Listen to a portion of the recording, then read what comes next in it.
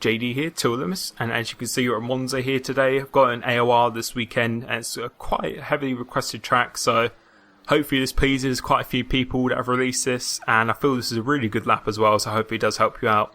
But as always, trying to get the best possible exit before starting the lap, getting the DRS there. We're going up to 8th gear, which I normally don't do, but around here you definitely need to.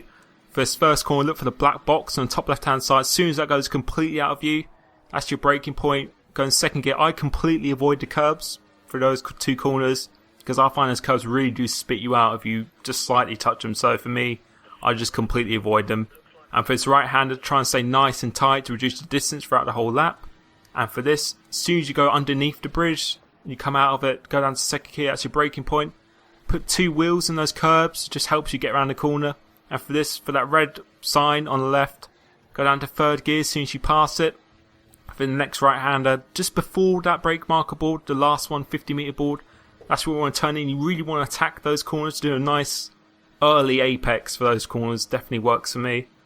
And for Ascari, just before the curb on the right hand side, you want to go down to third gear. You want to sacrifice this left hander to try and not run out too wide for the right. Nice easy for the left, and then getting rich mix.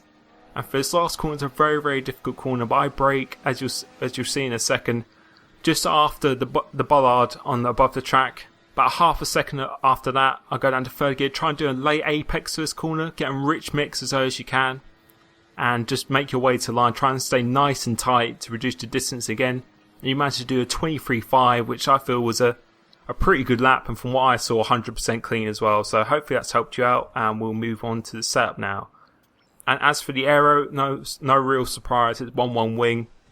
2-1 does work quite well as well, but 1-1 I feel definitely, if you get used to the track, is definitely the way to go, no question about it. As for the braking, 46.53 or 54 or 47. I've lost myself now. 46.54 high standard definitely works for me. You just need that raw stopping power along with that initial turning as well. As for the balance, 11-11, same with the braking. I just feel having a bit more of an oversteery setup, a setup that really just turns in, definitely pays off for me, and it really complements itself with the 1-1 wing. And 11-1 for the ride height, just for that straight line speed. 11-11 on the spring stiffness.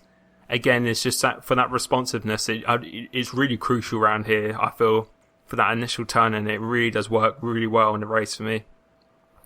But moving on to your alignment, as you'll see in a second, no real surprise again, same as usual. So hopefully that's helped you out. My tips really for this track is just early apexes really do work, and try and avoid the curbs really quite a lot because they really do spin you out.